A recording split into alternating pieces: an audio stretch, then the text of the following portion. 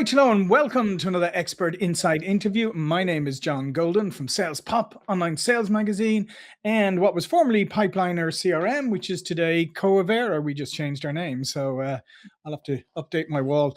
And today I'm delighted to be welcomed just up the road in Los Angeles from Derek de Vette. How you doing, Derek? I'm doing great. Thank you for having me. Yeah, and Derek is the co-founder and head of strategic communications at Halo Communications, Halo Comms. 30 years leading campaigns around the world, helps brands cut through the noise, build trust, get in front of audiences that actually drive growth, from enterprise tech to icons like Harley Davidson. Excellent. So, Derek, you talk a lot about the vanity trap in PR and marketing, right? So tell me what that is, because I feel like I've seen a lot of people fall into that without like really putting a name on it. Sure. I kind of came up with that name when with my managing partner and I doing a sales call, and there was a CEO who I rapidly realized was seeking more fame than any kind of a communications or PR plan to move their growth needle. And I just said, because it was essentially, why do you want to do this? And I just said, look, fame for fame's sake is just vanity. If I was drawing attention or attention units to you to forward a growth objective, I could get behind that if you're going to monetize that. But it was clear this person just wanted to be fame or be an influencer, Right. but without reasoning. So that's one form of vanity PR. But really what I kind of created a second definition was when you have people chasing big name publications Yeah. For visibility instead of impact. And that is a huge mistake, both pre and with AI. And what I mean by that is we might have a pre-client, someone who's not a client yet that hasn't been enlightened, and they might, let's take it away from our space. Let's pretend they were a musician and they want to be on the cover of Rolling Stone magazine. So just, I would have said, okay, let's just pause there. Even if I got you on the cover of Rolling Stone magazine tomorrow, it wouldn't move the growth needle for you as a musician. I would want to start you on a gradient scale and get you in some niche publications and build a buzz and some blogs and some newsletters and some, build this crescendo before we got there. So that's sort of what we mean, where there's this mistake thinking that that's what they have to move their growth needle. And not only is that not the right sequence with AI, it's profoundly, that landscape has profoundly changed, which we could talk about to the degree that you want to or not. Yeah. I think that's a really good subject to get into, because I've come across, actually, I was talking to a podcast booking agent yesterday, and we were discussing kind of the same thing, where she gets a lot of inquiries from people, and they want to get on podcasts, their company executives and all of that. Yeah. But they want to get on like Diary of a CEO or something, and and she has to go, sorry, you're not going to get on that. It doesn't matter. And she has to kind of gently kind of say, listen, you got to start at like you said, you've got to start small and in your niche. By the way, maybe Diary of a CEO is absolutely, as you said, the wrong place for you anyway. Yeah. I mean, in the subject of podcasts specifically, I would have poo-pooed them a mere year and a half ago. I would have said everyone and their mother has a podcast. And now I'm completely the opposite. I would say, dear God, everyone and their mother has a podcast. And what I mean by that is I might have before said with a client, let's pretend it was Harley Davidson, not that I was putting them on any podcast, but let's just pretend that I was. I would have said, look, of this podcast, 17% is your target demographic. I think we could have this conversation and move the growth needle. And they're massive. And now I could go, well, hold on. This podcast has 2,700 followers, but they are absolutely 100% hyper-targeted. Your demographic, they're over the age of 47. They're sort of semi-retirees looking to work, lifestyle balance, relive their rebellious youth, and spot on, right? And all of a sudden, a quote small podcast can completely move the growth needle. So, and that applies across the board with different kinds of media. Yeah, and I think that's a really important point that people are getting because you know with people building personal brands and all of that, I think yeah sometimes people get a little carried away and they forget that it is in the service of your business. So Yeah. going to the right place. So yeah, so let's talk a little bit about how AI has really impacted PR and marketing and how you need to look at it now. Yeah, sure. Um, for that part, I just brought along a couple of white papers I wanted to quote Yeah. from, not from memory, because I think it'll give a context to what I want to talk about. Um, so, two studies, one from the Gartner Group, one from Muck Rack being, for your listeners, within the top two media intelligence platforms or media databases that people use. So, in Muck Rack's case, they did a study of 100, excuse me, of 1 million AI cited links. And so what's interesting is 94% of all citations that came up were non-paid media.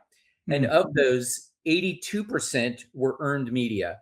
And Right. just for listeners, since this is a sales-oriented Yeah. podcast, if I'm paying for an ad or I'm paying for something, that is not considered earned media. I'm not Mhm. saying that it wouldn't work for your marketing and sales Sure. strategy, but the gold standard in comms or PR is earned media. So 82% of all those citations were earned media. And what's another just an interesting factoid is 50% of the brand citations are from the last 11 months. So they're leaning on current PR, not just former PR, as far as what's bringing you up. Mhm. And I'm just trying to give some interesting factoids to then just chat about. Yeah. Most brands visibility comes in the AI. That's what you asked about, comes Yeah. from 20 key outlets. Okay. So my main communication there, leaning into your sales, marketing, and or PR, is you don't need to be everywhere. You just need to be in the right places. Mhm. So then here's a really interesting one, and then we'll talk about the AI specifics. So Mhm.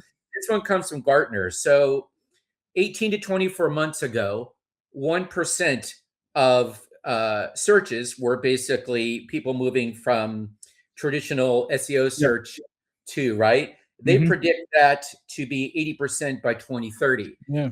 And I was like, okay, I don't know if there's going to be that much adoption. But then when I read the entire study, their reasoning is sound in that we're not just going to Google now. Almost every way that we interact, whether it's a sales app, even Google, new apps have an AI assistant.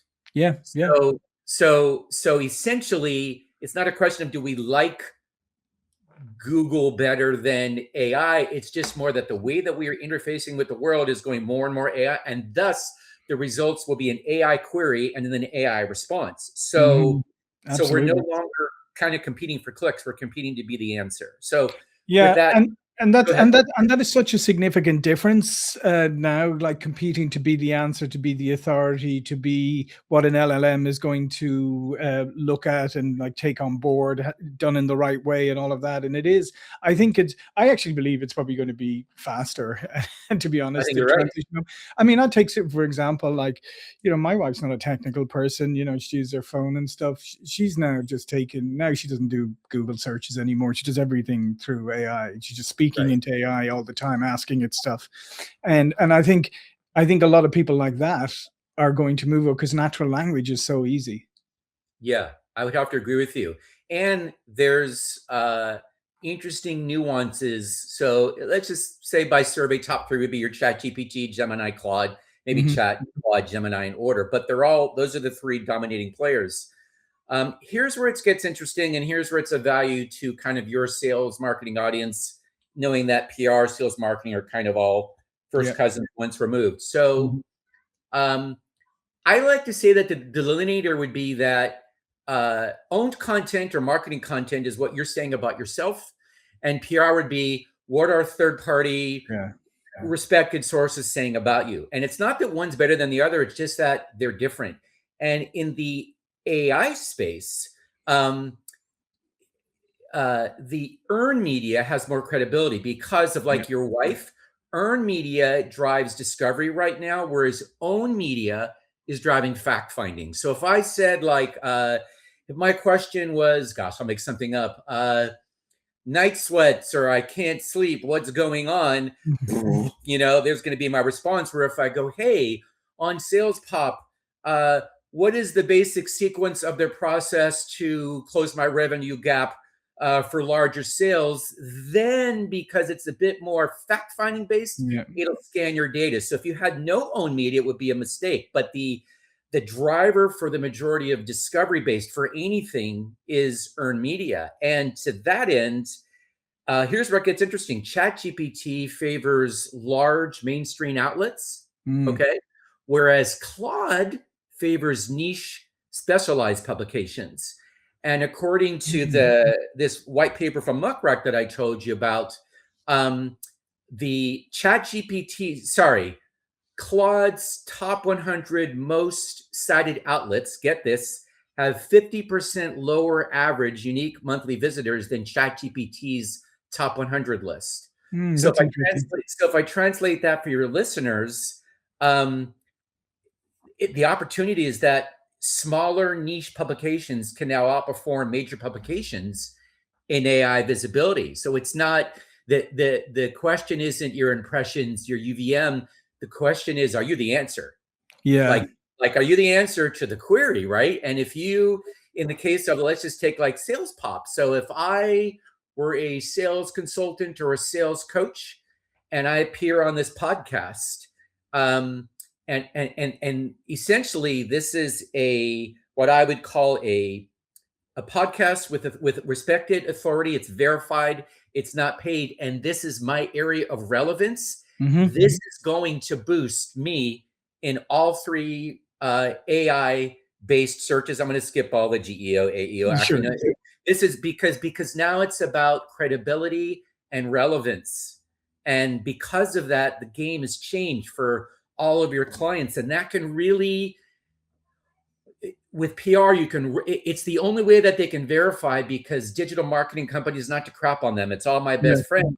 They're trying to game the system. So AI goes, well, I can verify that SalesPOP is an authority on their subject matter. The owner is that. I can verify this publication. So it's essentially PR isn't just for awareness. It's like it's the infrastructure for AI awareness and citations. The game is like citations now. So now that basically using it, closing that gap like your wife and AI means now the runway closes faster, so that then the marketing can bite because you've got that. And then your sales has something to hang on. So the three kind of work faster together. It's not this or, it's just that's what I'm seeing based upon these, the studies. Yeah, and it's really interesting what you said about Claude and the more niche, because I think, again, that's something that you would talk about the vanity thing, like people want to be in the big publications, but the fact is that you may be better off in, Plumber's Digest or whatever, because that may be where, online, that might be the trade pub that your audience looks at. And so not chasing the cool and whatever, but looking at the ones that really matter. And now what you're just saying about Claude is there's a double advantage now, isn't there? Because not only is your actual audience there, but Claude is looking on that, and maybe some of the others are looking on that as more authentic. Yeah. So from a sales perspective, I feel like AI is not rewarding the loudest brand. It's rewarding the most trusted one, right?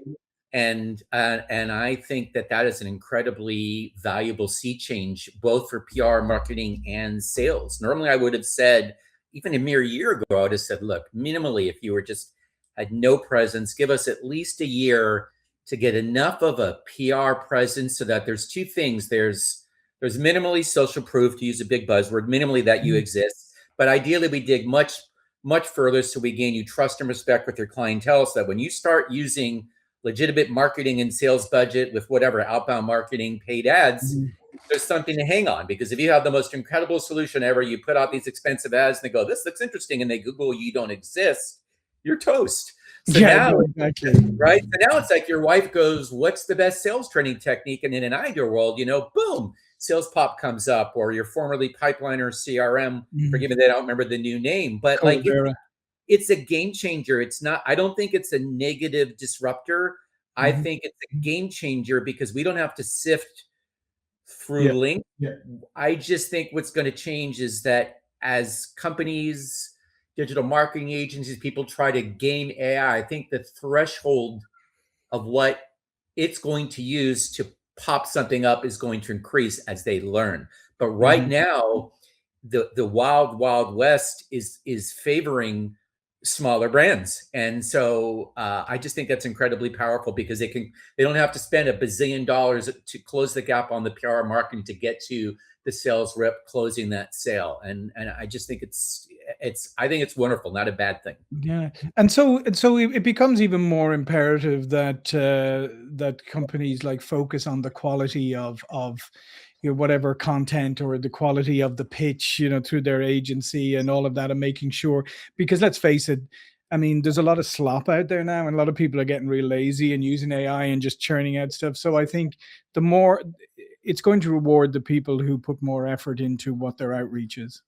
Yeah, to give you, like I like to say, you and I are in sister spaces. It's not this or Mhm. this. I truly believe it's like brother and Yeah. sister. Like we have partnerships with digital marketing agencies. Mhm. And the reason why I bring that up is um, that, as you said, that the need for quality. What am I trying to phrase? You can use AI to assist you, but it Yeah. can't replace you. For Yeah. example, and media is not all that we do, but we talk about the media outlets. I have reporter contacts who literally have an algorithm, and it's only a handful of them. They're from a little group that Mhm. if they're getting AI pitches, they won't reward those pitches from marketing agencies because they want real good stories. That's an example of, like you said, just in the pitching, never mind the byline Right. or the content. What's changed for me that you just might find of interest is it would have been, I would have gone, let's pretend SalesPOP was a client. I would have gone, all right, what are the key issues to increase that move that growth needle? And I would have used my media intelligence platform to look at different issues. What do I think is going to resonate with the media? Come up with a good pitch. I can see what media are writing about what, when, what's their following, and even the interaction, because it's all digital now with their user base, right?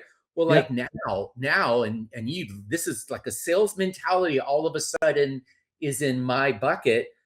I could say, as a PR strategy, get this, audit whatever your sales clients are, audit Yep. the AI answer engines used by your audience. So if you think your audience is ChatGPT, or if it's Claude, or if it's Gemini, for example, Gemini uses a lot of YouTube for educational content, but audit the AI engines used by your audience. And then find out, based on the questions, those come, what are the most common sources that are cited, which is a Yep. sales approach. Does your narrative appear or doesn't it Mhm. Yeah, appear? yeah. What are the 20 top influential outlets, right? So then I go reallocate the budget, temporarily reduce your reliance on paid media, increase your investment in PR for earned media towards those outlets, Mhm. right? And focus on expert led content, research, backed insights, maybe some niche relationships that, again, just like your podcast, the key is it has to have relevance and Yep. authority. So you have relevance and authority in your space. But if you concentrate on that around those influential outlets, boom, you'll pop up. And that doesn't have to be a huge spend. You see what I'm Yeah. saying? And then once you've got that, then you go, okay, good. I would even say, and I'm a PR guy, pull down the PR budget a little bit if it's sufficiently strong that you are the answer. And now you go pound it with whatever your outbound marketing technique is, because it depends, service or product. Mhm. And then sales goes great. Let's nail it. That to me is like almost like a sales process has moved its way into PR, which I never saw coming because of the technology disruption, right? Yeah. No, absolutely, and I think that's and I think it's a really good point, and it's a key point now, because on that, the amount of research and insight that you can gain through these tools. Like I have a Claude skill that runs now, that looks at, for sales, it looks across all the social media things and gives me what the trending sales topics are of the week and all of that kind of stuff that I couldn't have done before, but now I can Right. be super targeted, right?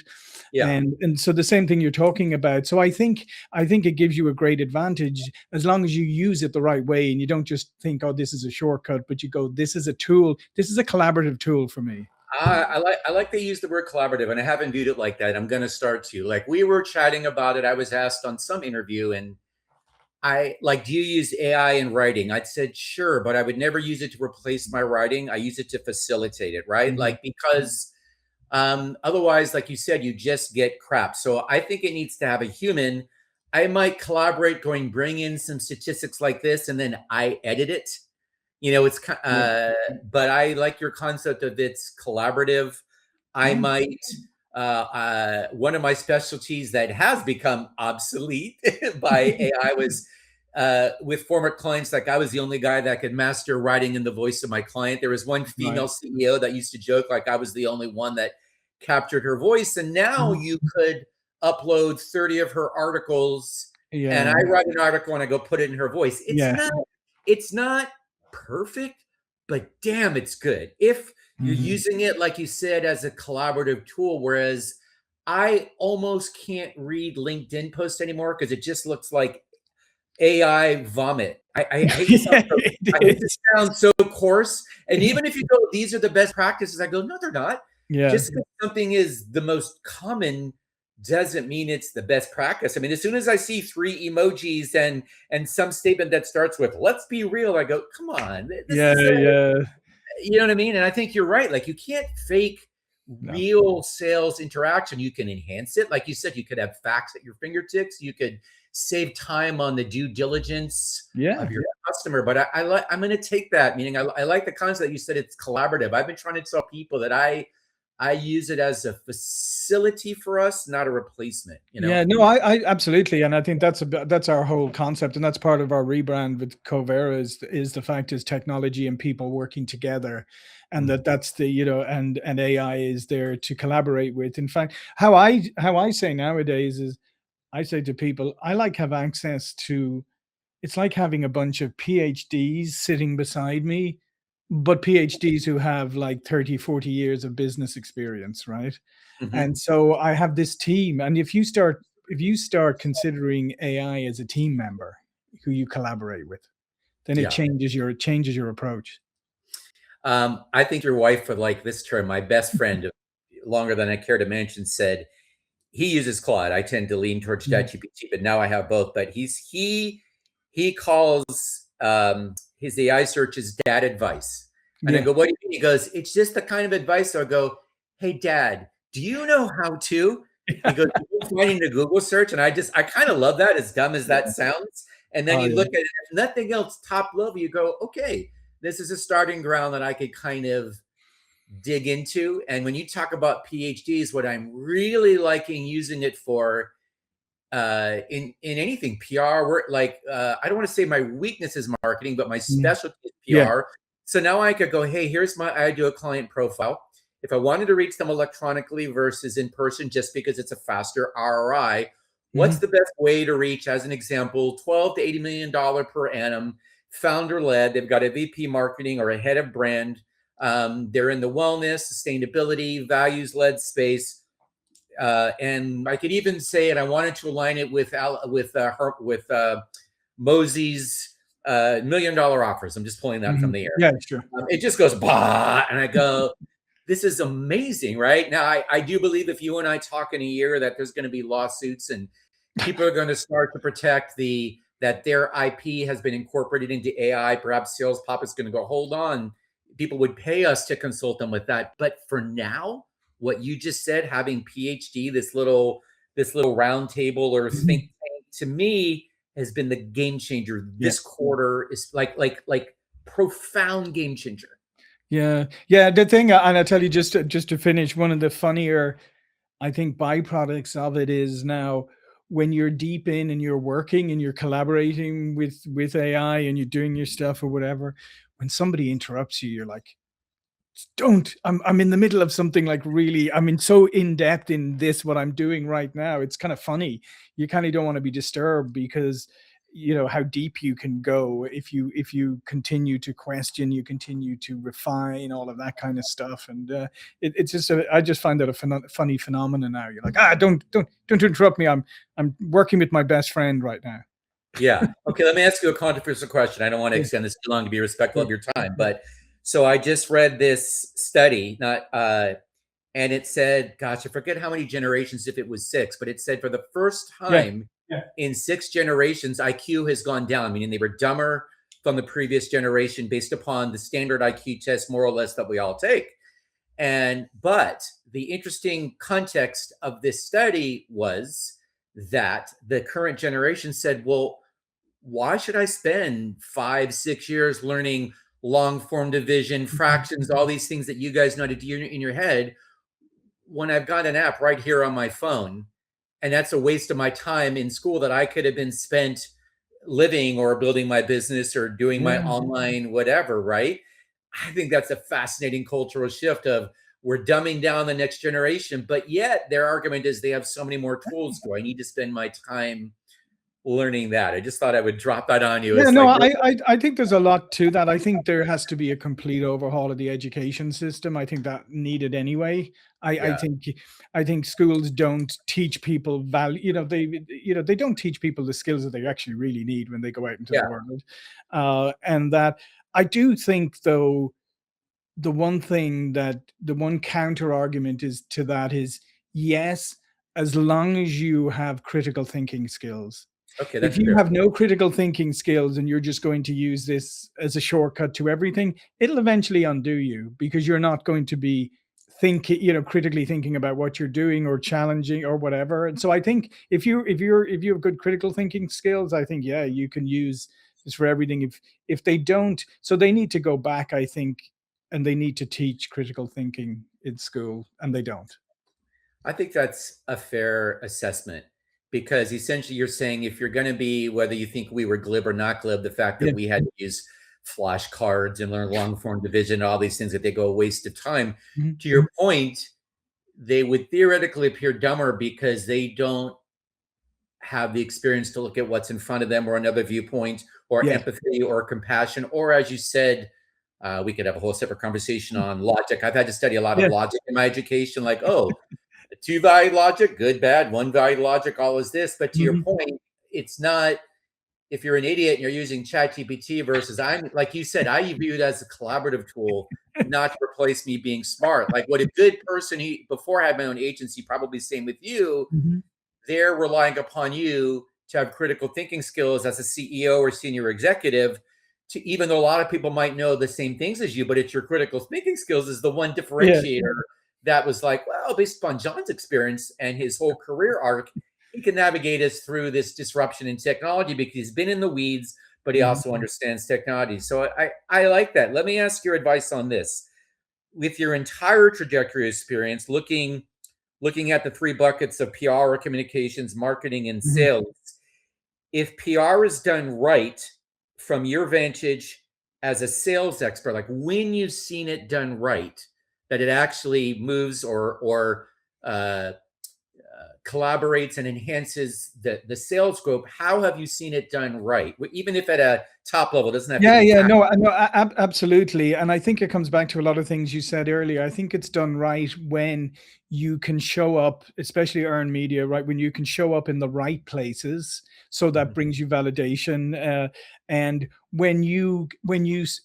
and I feel like is when you offer a really good, when you're not pushing your product or your service, and when you're offering, more high level insights and more interesting insights. I mean, you can still, you're still representing your product or service, but I think I've seen it work when people work hard on the quality and they identify, like you said, the right publications or whatever it is to go after, Right, and they build relationships. And I think that's the other thing. I mean, we work with a PR company, and there's a few publications that regularly come and say, can you write something on this?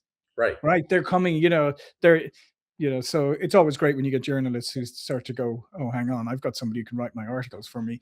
uh, That doesn't hurt, right?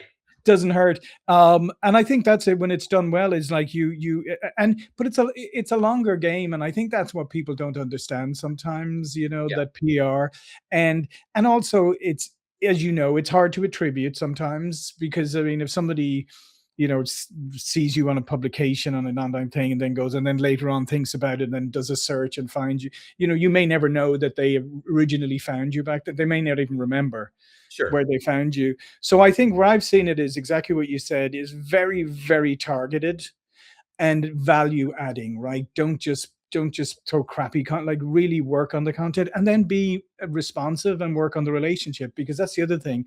I mean, you know better than I do. Media loves to work on deadlines, but they don't tell you about the deadline till 2 minutes before. So, where they Yeah. go, we need something by 5 o'clock today. And if you're able to turn that stuff around and do something good, then you become a good friend of theirs. Right. I agree. It's a symbiotic relationship Yeah. that we have to treat with great care and never burn it, never get lazy. Yeah. Funny enough, I just attended a webinar with 3 top media people on there, like big editors in chief. And funny enough, the number one complaint that I was shocked to hear was how people don't truly research their beat. And so it's like they're sending things to them that aren't even relevant. Or one of these was very specific. She happened to be, I don't remember if she was the AI writer for Wall Street, but like AI, we're talking about it. And you and I are in sales and PR. Mhm. He just said, understand that my publication covers this aspect. This covers this aspect. This, like, do your research. You're Yeah. wasting my time. And so, like you said, that's almost like if I came on here promoting something that was irrelevant or wasn't of service to perhaps people that are in the sales and marketing space, which is your area of expertise. It's actually just kind of like being a bad dinner guest, It is. right? It is. It is. And it's like, I mean, think of it. It's like the sale. It's like when you get that prospecting email and they say, "Oh, hey, hello, Derek. Yeah, I wonder how are you going with your ERP system, or and we have a better one, or whatever, or something like that. It's just something irrelevant, and you're going, what are you talking about? I'm in PR marketing. I've nothing to do with ERPs. Totally. Not only have I had a disrelated request, but they've either spit out my copy, like, Derek, I can see that you're expert at, and I know, I love that one. Producers a piece, and you're like, what? But my favorite, which isn't the same thing, but it's the same just lack of respect for your connections. My favorite is Dear Derek Duh, because my last name is Vette. I go, yeah, Derek Duh, love it. At the very least, Derek Duh, like at the very least, even if you're gonna merge mail, we had a topic, my partner and I, when we were writing our content on all these best practices, and I just was like, I don't care what the quote best practice is. I get the best response from my bylines or my LinkedIn or my content when it's in my voice and it's not an insane amount of corporate buzz speak unless it's pertinent to the conversation. I just get the best response. And I think it's what you said. It's being not overly self-promotional, doing your best to be of service, whoever you're talking to. Like in your case, I'm sure you are giving helpful sales expertise enough to help the person in front of you rather than going into a deep dive. And I would agree with that. People don't talk about that for some reason, but it's hugely important. And you're right. It is a longer burn time for a proper PR campaign. However, and what I was really trying to say is the technology game changer is AI is closing that gap. And I think it relates to sales, because if businesses do that, they can close the sales gap faster than ever. Whereas I would have said, give me a year, and I can go, actually, if we do some strategic niche targeting, I think we can move that sales growth needle far better than we could have even 6 months ago. Yeah, I would agree. Absolutely. Well, listen, David, thank you. Obviously, we could talk for a lot longer, but I'm conscious of the time here for you. All of David's information will be below this video, but please remind people about what you do.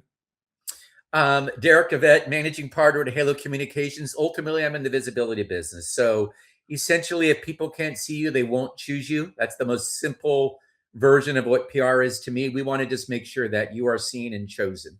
Yeah. And by the way, there is a great, thank you, David, because there's a great lesson in when people ask you, what do you do? David's in the visibility business. He didn't say, PR marketing, we do all of this. He said, we're in the visibility business, right? Now I know I've got some, no, but that's so powerful. Now I've got something. Okay, that's interesting. Tell me more. Yeah, thank you very much. All right. Well, this was a complete blast. Thank you for having me on. Super fun to kind of hear your views on the nuances between sales, marketing, and PR. And I appreciate you shining a little light and giving me a voice. It's appreciated. Absolutely. Well, listen, thanks again, Derek. Thank you for watching and listening. See you all again very soon. Thank you.